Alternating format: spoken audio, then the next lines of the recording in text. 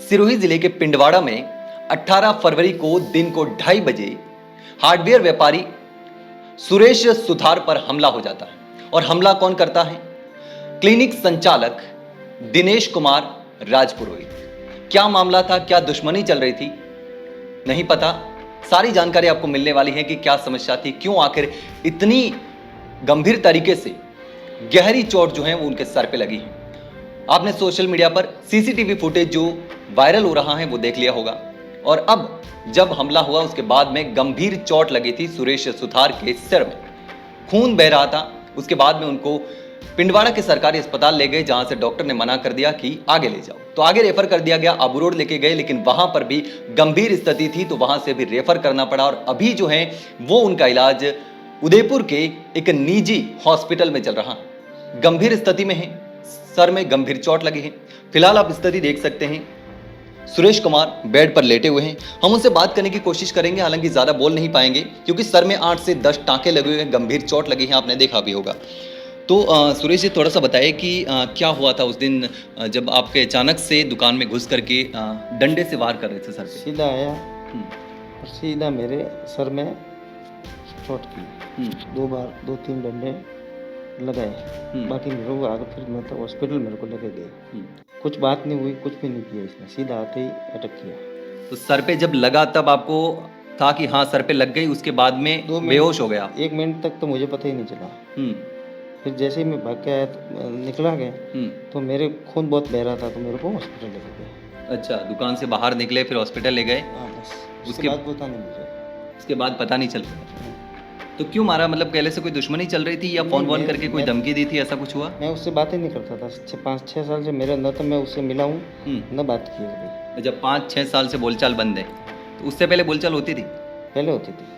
अच्छा, तो साथ में कोई काम वाम किया है या ऐसा कोई व्यापार का, कोई जमीन का, क्या कोई मामला बता रहे हैं? पहले था लेकिन अभी वो तो सब चलो ठीक है, लेकिन अभी का तो कोई पता ही नहीं। जैसे उसने आके कुछ बात की नहीं, मुझे बात करता तो पता चलता, सीधा आके अटैक किया उसने। अच्छा, तो पहले आप साथ में कोई काम करते थे? नहीं, वो तो हॉस्पिटल का काम है उसका तो। अच्छा, उसके हॉस्पिटल का काम है, बाकी आपका ऐसा कुछ भी नहीं था? और 5-6 साल से आपकी बोलचाल बंद थी? जी। तो उससे पहले कोई झगड़ा वगड़ा हुआ था जिसकी वजह से बोलचाल बंद हुई हो? कभी नहीं हुई।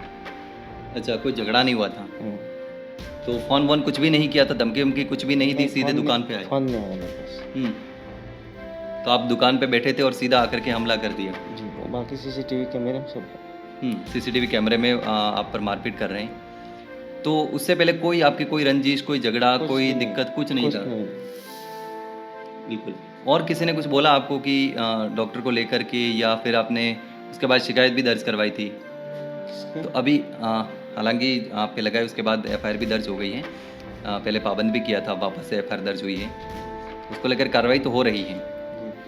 लेकिन अब क्या कहना चाहेंगे, जिस तरीके से आप पे हमला किया है, तो जान से मारने की कोशिश की थी कि आपको पूरा खत्म कर दिया जाए? बोल के गया मर्डर करने का, बोला है उसने।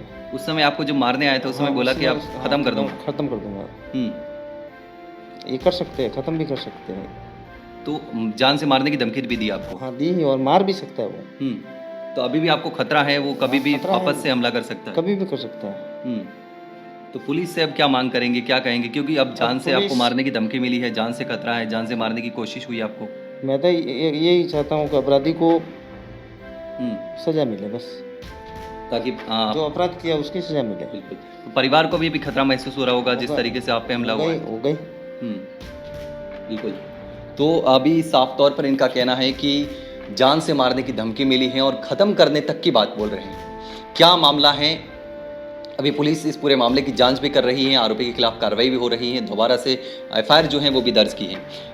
साथ में हमारे जो है इनके मित्र भी मौजूद है, जो कि इनको हॉस्पिटल लेकर के आए थे और उनके साथ में भी मौजूद है।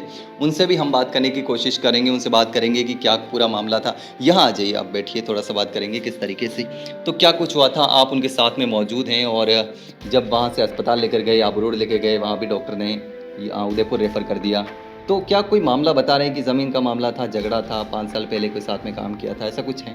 जी, ऐसे तो मेरे तो जानकारी में कोई नहीं है। मैं तो कल उदयपुर आया इनके वहाँ से छुट्टी लेके, तो वहाँ एडमिट है। आप लोग लेके गए थे इनके भाई, और फिर वहाँ से उदयपुर लेके आ गए, तो फिर मैं उदयपुर आ गया था। अच्छा, तब से आप उनके साथ में वो कर रहे हैं। हम्म, बिल्कुल। 2 दिन से। तो क्या अब दोबारा से एफआईआर दर्ज करवाई है, तो क्या पुलिस से क्या कुछ बोला है, क्या कुछ कार्रवाई करने की क्या संभावना है? क्योंकि पहले 151 में पाबंद करने के बाद उनको छोड़ दिया था। नहीं वो तो मुझे इतना जानकारी नहीं, मैं तो कल आ गया था यहाँ पे।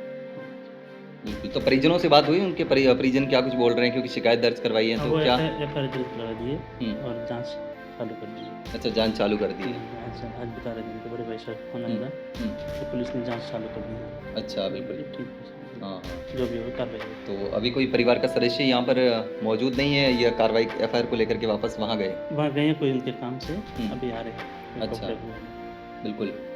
तो जिस तरीके से सोशल मीडिया पर लगातार जो है वीडियो भी आपने देखा होगा, किस तरीके से गंभीर जो वार हैं वो सर पे वार करके उनको लगा है, 8 से 10 टाके आए हैं। आप देख सकते हैं किस स्थिति में हैं, अस्पताल में अभी इलाज चल रहा है। उदयपुर रेफर कर दिया गया था, उसके बाद निजी हॉस्पिटल में इनका लगातार इलाज चल रहा है। लेकिन जिस तरीके से हमला हुआ उसको लेकर के कई तरह की बातें की जा रही हैं, लेकिन आपने देखा कि किस तरीके से हमने उनसे बात भी की सुरेश कुमार से, और क्लिनिक संचालक जो हैं दिनेश कुमार राजपुरोहित, जो कि क्लिनिक का संचालन करते हैं, तो बताया जा रहा था जिस तरीके से डॉक्टर ने हमला किया, लेकिन आखिर इसकी असली वजह क्या है उसकी पुलिस भी जांच कर रही है। लेकिन उनका कहना है कि 5 साल से कोई बोलचाल नहीं थी और कोई पहले बताया भी नहीं कि हमको मारेंगे, लेकिन जब हमला करने आए तो हमला करने जब आए तो उस समय कहा कि इसको जान से मारना है, खत्म कर देना है, जैसा कि आपने बयान में भी सुना।